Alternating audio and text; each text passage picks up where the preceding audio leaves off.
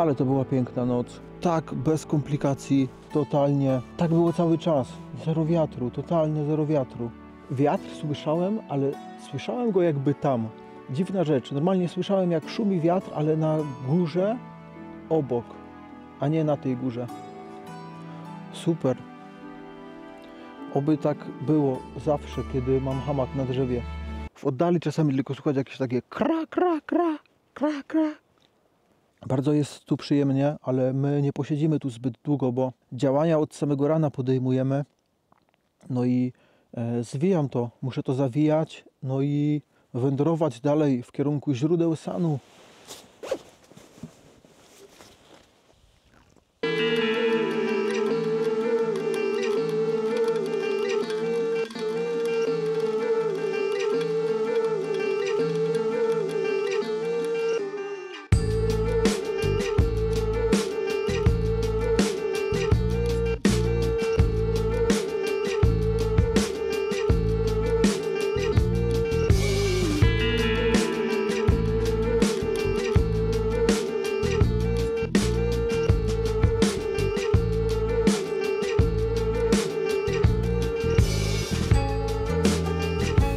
Resztka wody. Na szczęście jest bardzo blisko do rzeki.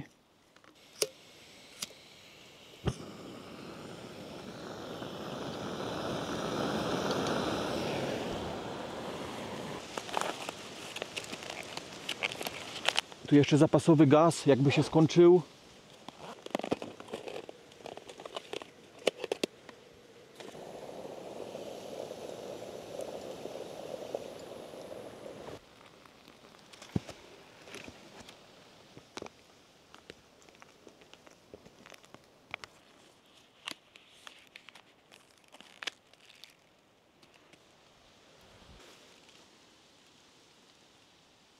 To jest zamontowane w taki sposób, że wykorzystałem te ściągacze, które tu są w tej podpince i zamontowałem tu na karabinku, żeby to się tak fajnie napinało. Tu jeszcze spiąłem to tymi guzikami, ale nie wiem, czy to dobrze, bo tu dość duże napięcie powstaje. No i to tworzy tak jakby drugą warstwę hamaka. To jest takie ocieplenie. No ja mam nawet podwójną podpinkę. To jest podpinka, taka oryginalna, a to jest poncho.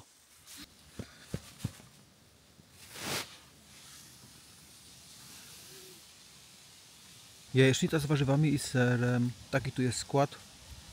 Niecałe 400 kalorii, 360 tylko. Dobijemy orzeszkami i będzie dobrze. Także szamanko i pakujemy obóz.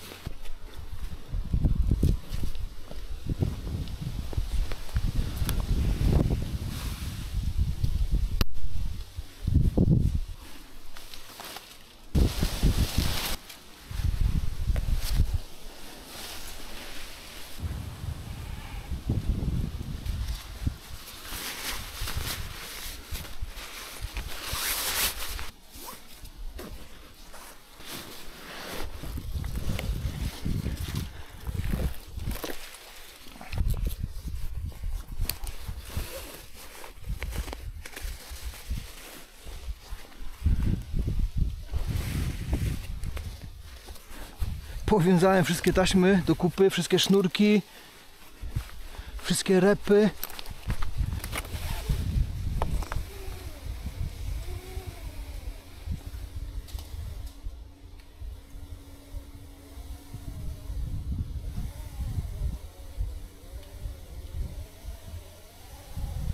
Siedzi.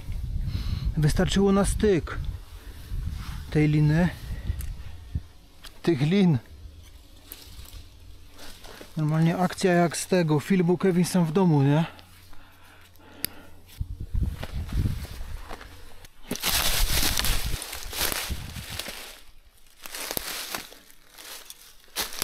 No, ostatnio mówiłem o plusach podwieszonego biwaku, no to teraz może coś o minusach. Że zawsze trzeba wtaszczyć do góry cały sprzęt.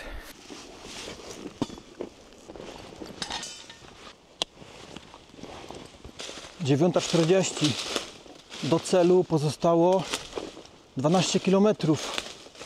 Dokładnie tyle dzieli mnie od źródeł Sanu, czyli najdalej wysuniętego na południe krańca Polski. Ostrożnie trzeba iść, także chowam kamerę.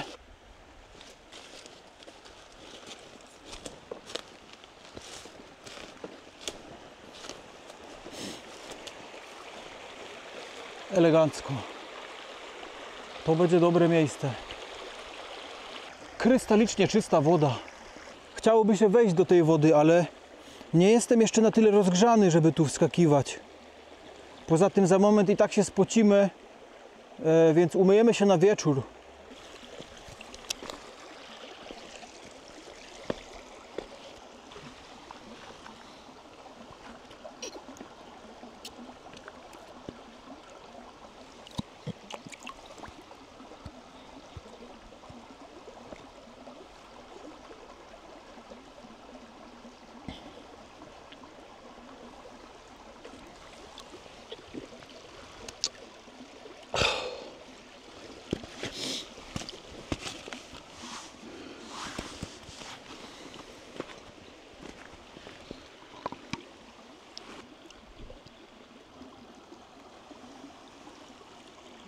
Ta woda wygląda na bardzo czystą.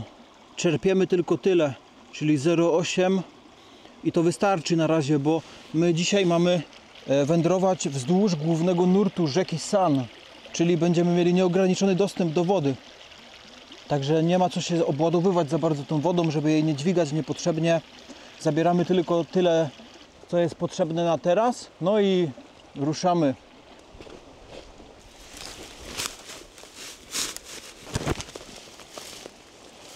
Połoniny. Wow. Ale ładnie. Ale ładnie. Dawno się tak nie otwarły przede mną te Bieszczady. Ciągle łaziłem po jakichś lasach i krzakach.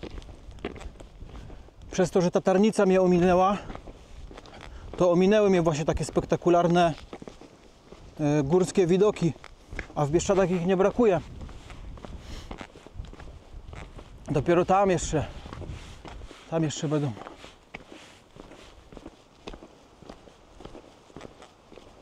Daję sobie 3,5 godziny marszu z przerwami, no i szukamy drzewa za 3,5 godziny. To już będziemy prawie pod źródłami Sanu, czyli rzeczywiście tam mogłem znaleźć jakieś ślady niedźwiedzia, no. A tu szutrowa droga. Widzę, że normalne osobówki tu jeżdżą. Jesteśmy bardzo blisko parkingu na Bukowcu. Beniowa, 3 km. Tak samo zagrożenie z niedźwiedziami, zakaz wjazdu, samochodów postronnych. Hej przygodo. Widzę, sporo osób wędruje w kierunku źródeł Sanu. Myślałem, że jak będę w tym miejscu, to tu będzie najmniej ludzi. Że tam jeszcze kogoś spotykałem, a tu już nikogo nie spotkam. No ale myliłem się. Jednak to miejsce jest dość popularne, wygląda na to. No to następnego tripa zrobimy do Rumunii pewnie. No chyba, że na Alaskę od razu. Swoją drogą na Bieszczady to się mówi, że to jest taka polska Alaska. Ho, ho, ho, widokowo się robi. Pastwiska.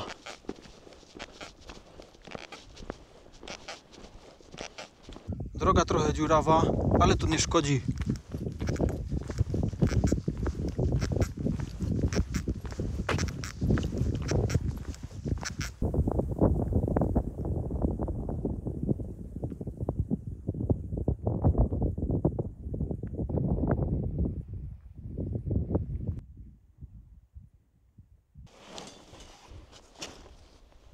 Chwila przerwy przy kapliczce. 400 metrów od granicy z Ukrainą. Tam już widać takie słupki, które to właśnie sygnalizują, 1888. Pradawny kamień.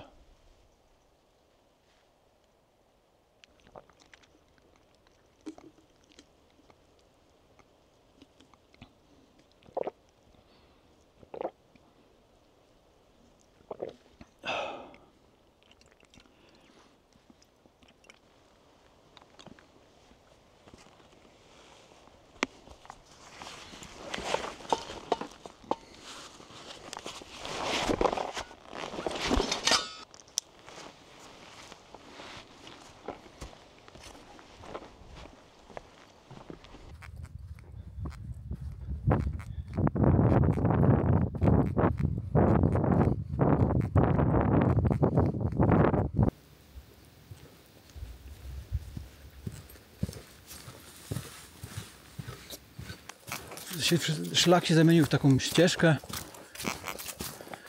Widać, że dość często uczęszczana. Zadbana ścieżka. Nie to co te moje ścieżki przez las. Tu rzeka San, jak widać, już jest taka bardzo wąska. Będzie coraz węższa w tamtym kierunku, idąc do źródeł Sanu. No bo jak wiadomo, źródło to jest tylko taki malutki strumyczek, który wypływa z góry, no i robi się coraz grubszy. Później jest taki, jak tu widać, a później jest taki fest szeroki, jak było widać kilka odcinków temu, kiedy wodę nabierałem. Kurde, nie widziałem czegoś takiego jeszcze. Ale straszny robal. Wygląda jak taki mały skorpion. Szkoda, że łazi po moim plecaku. A właściwie po mojej bluzie, która jest nasączona permetryną. Biada ci, kolego.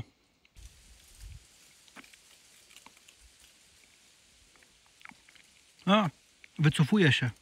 Widziałem na mapie, że ten gęsty las powinien za moment zostać przecięty strumykiem. Chciałbym dotrzeć do tego strumyka i w tych okolicach poszukać jakiegoś fajnego drzewa na biwak. Widzę, że są tu jakieś wysokie starodrzewy. I ten las jest creepy. Trochę straszny ten las. Taki ciemny się robi. Ciemnieje. Lasek. Idziemy, ja muszę przejść około 500 metrów właśnie w takim środowisku, żeby być co najmniej kilometr od granicy. Także idziemy.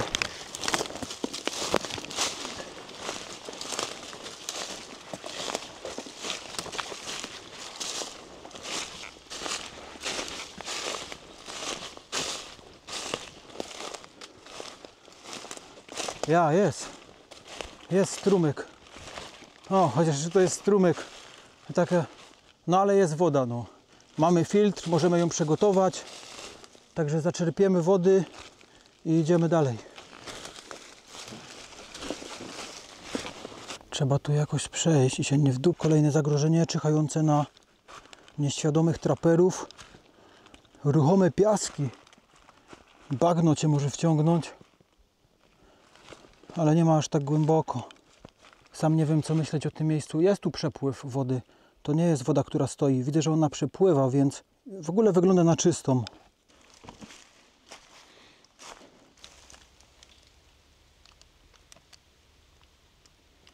Trochę to może wyglądać, jakbym nabierał wodę z kałuży.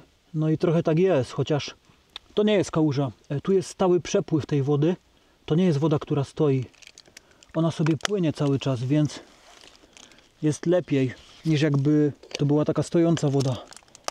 To jest dopływ. To jest jeden z takich małych dopływów rzeki San.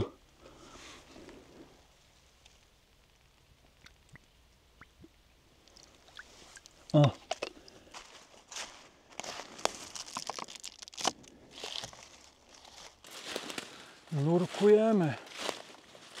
Nurkujemy w las. Schizowe miejsce. Tu takie małe choinki.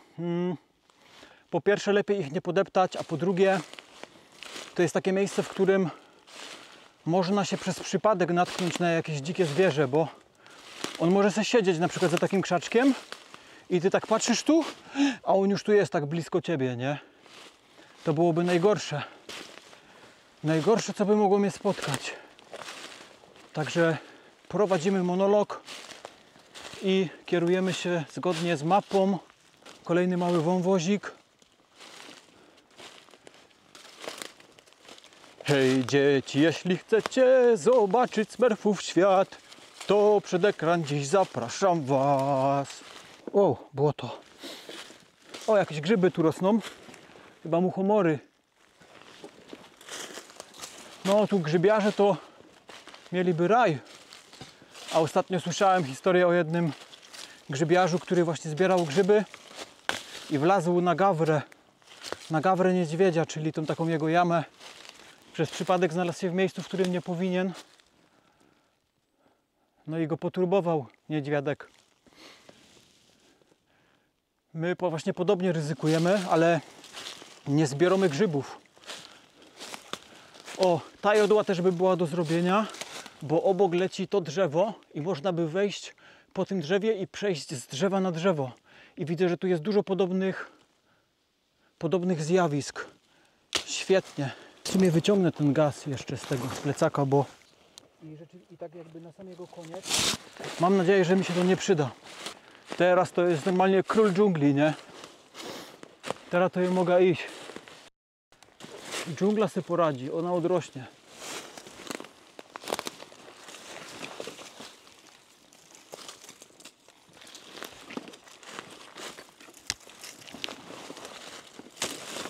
Ostrożniusieńko. O kurde. Ciekawa miejscówka.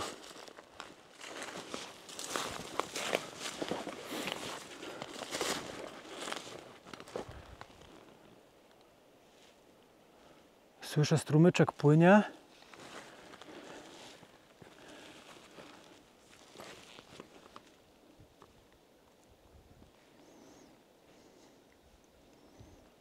Tam trzeba iść.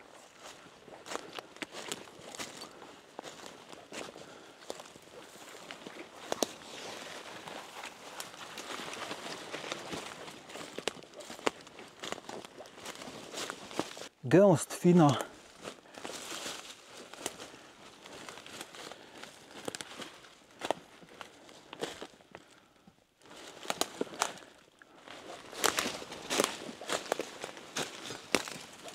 Gęsty las. A w tym gęstym lesie gdzieś mnie niesie.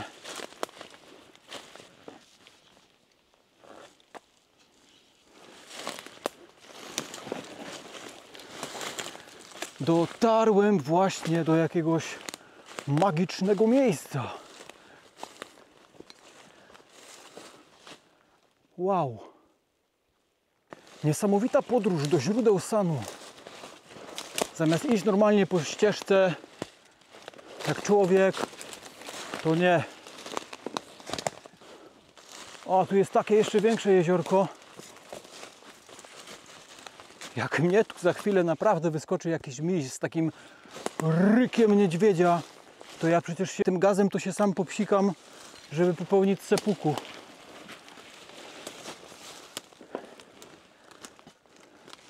A, tu bobry na pewno. Tu to będą bobry pewnie urzędować. Tama. Widzę, że bobry tu zbudowały tamę.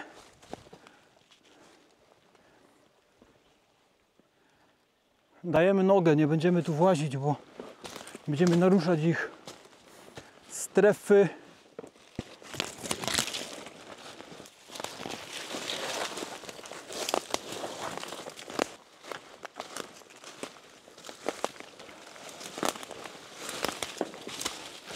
Leśne polanki. Czy my dobrze idziemy? Tak, bardzo dobrze. Prawo, lewo, właź na drzewo.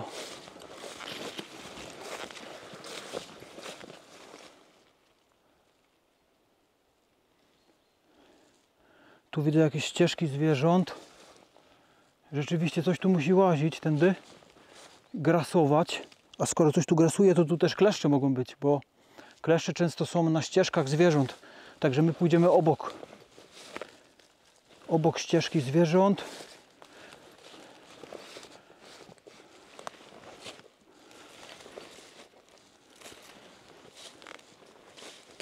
O, widzę, się zaczynają jakieś drzewa ciekawe.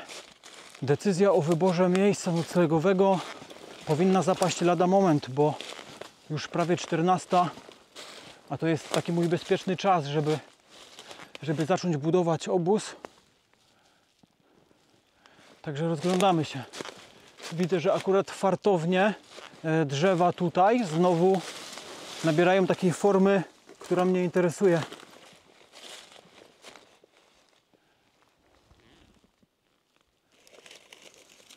A to jakieś kopytne chyba będzie.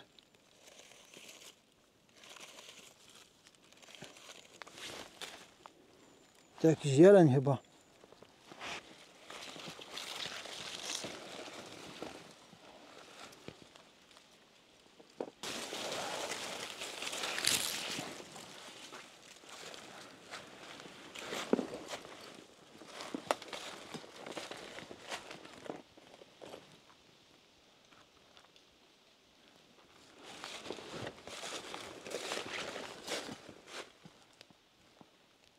Tu ogólnie takie podmokłe tereny. Aha. Podejdziemy, sprawdzimy.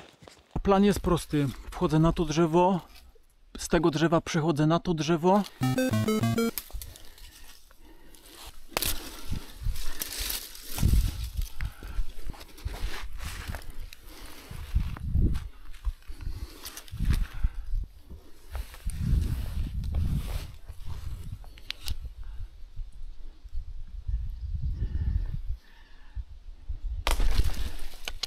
Widzę, że tam jest taki dość duży bóg, całkiem dorodny. Tylko że bliżej są, będzie łatwiej przejść z drzewa na drzewo i dostać się w koronę tej wielkiej jodły. Więc do dzieła.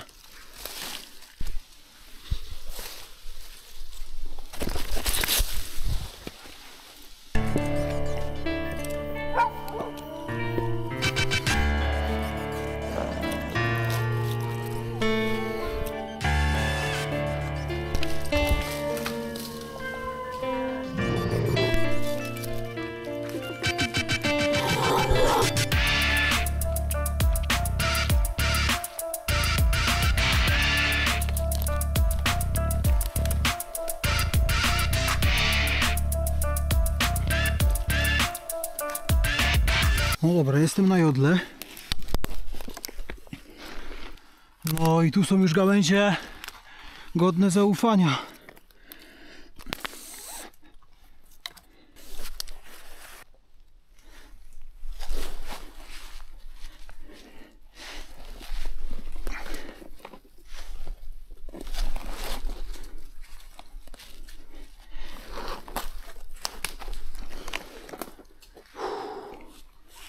O, skubany.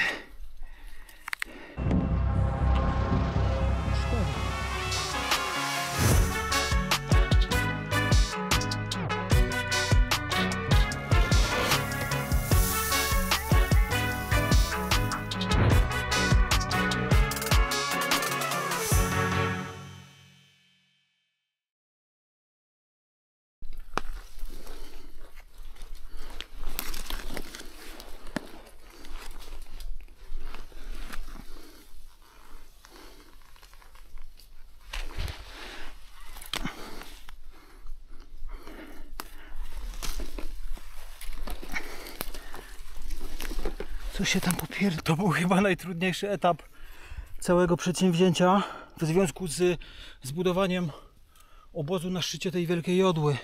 Wciąganie tego plecaka jeszcze na tej cienkiej lince, na sznurku BNT.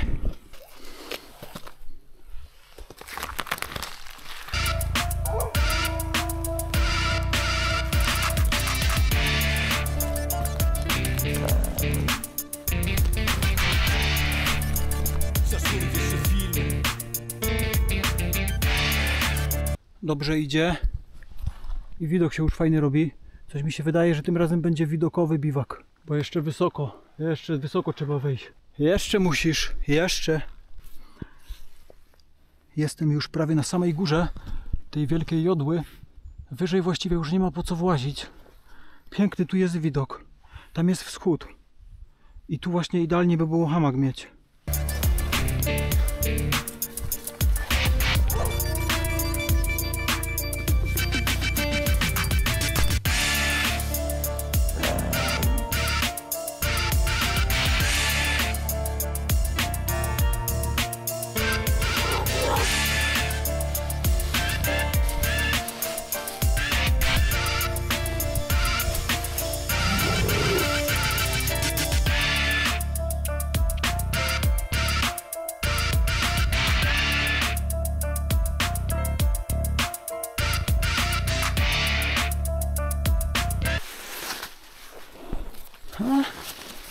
Działa.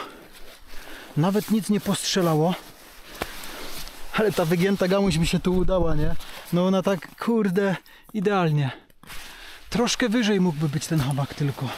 Minimalnie, ale... Nie, no nie jest źle. Haha! Pięknie. Jest git. Ja bym tego już nie poprawiał. Mógłbym trochę przenieść to stanowisko tam i on by się oddalił. No dobra, to zrobimy. Przeniesiemy te stanowisko trochę tam, żeby być minimalnie dalej od drzewa. Tak, jest lepiej. Jest lepiej. Oddaliłem się kilka centymetrów od tego. Jest git. Dobrze to zadziałało. Widać, że ten cały układ działa jak... Stanowisko ma sens. To też.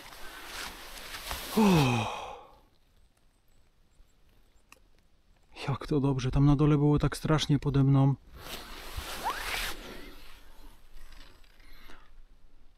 Nie chciałbym tam być teraz.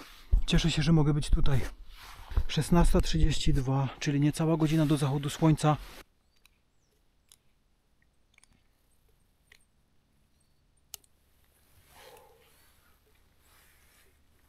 No ogólnie plan jest przyjemny.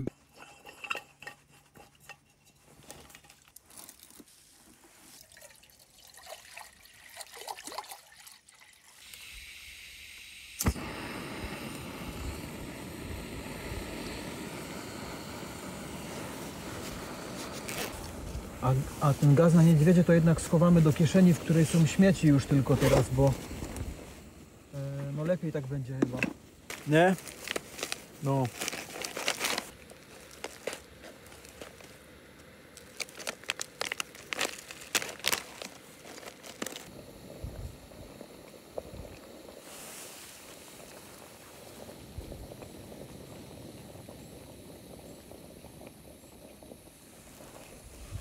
Kurde, może niech się jednak trochę dłużej pogotuje ta woda, bo nie wiem, czy tam nie ma jakichś drobnoustrojów.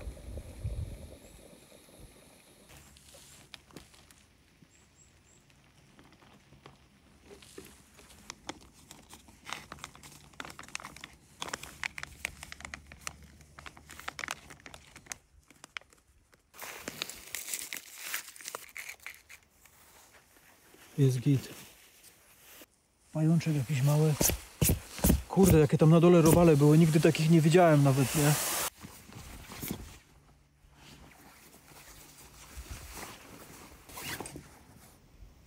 Białe ciuchy mają taką zaletę w temacie leśnych wojaży, że widać od razu na nich właśnie jakiegoś ewentualnego kleszcza czy jakieś insekty. No a minus mają taki, że cię widać z kilometra, nie?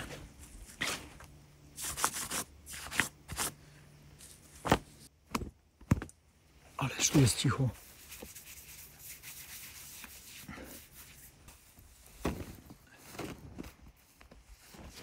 Listopad, a tu bez tego, bez koszulki, w górach, na drzewie. Piękna pogoda. Kurde, ja się znowu nie umyłem. Trzeci dzień bez mycia, trzecia noc bez mycia się, no.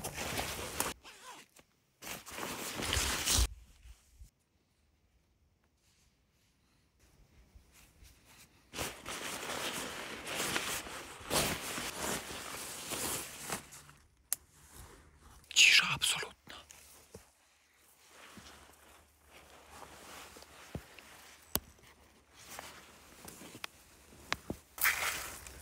Luzowanie uprzęży. Niesamowity widokowy biwak.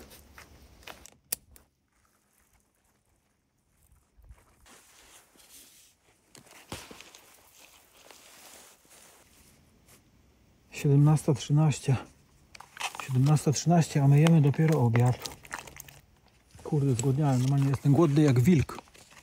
Swoją drogą ciekawy, czy w końcu jakieś usłyszymy, bo jestem od 3 dni w Bieszczadach i ani razu nie słyszałem jakiegoś wycia wilka, ani nawet żadnego rykowiska jeleniowego nie słyszałem. Bomba, ale jeszcze trochę gorące.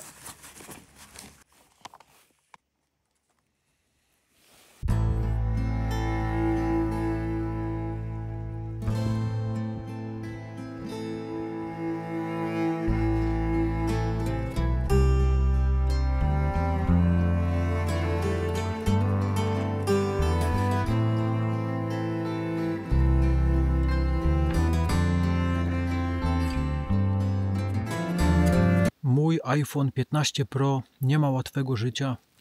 W czasie dzisiejszej wspinaczki na tą jodłę zbiłem teleobiektyw. To jest dokładnie ten sam, który kuleje od jakiegoś czasu i kiedy korzystam z tego aparatu, to znaczy z tej kamery, która jest teraz potłuczona, to od dłuższego czasu, od ostatniego wypadku w Tajlandii, który miał miejsce kilka miesięcy temu, no to już ta kamera tak trochę nie domagała. I potłukła się teraz dokładnie ta sama. A tak poza tym to dobrze, a nawet bardzo. To wygląda ultra bajecznie i tu jest też ultra bajeczna cisza. Jest totalna cisza. Żadne ptaki nie śpiewają, żadne ssaki nie wydają dźwięków. Samoloty nie latają, auta nie jeżdżą, owady nie brzęczą. Nic, po prostu nic.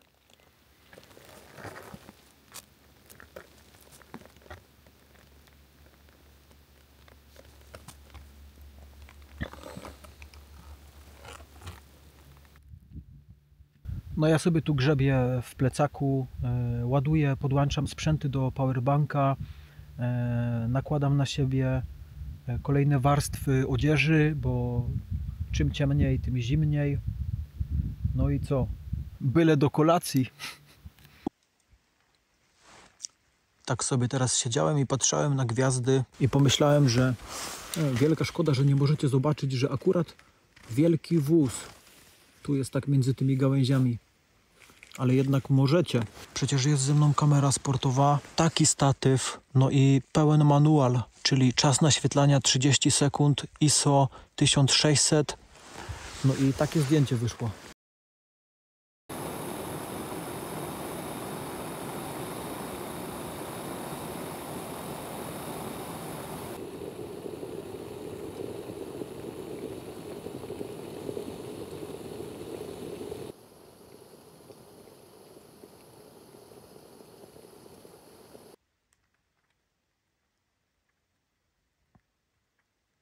Dwudziesta 09.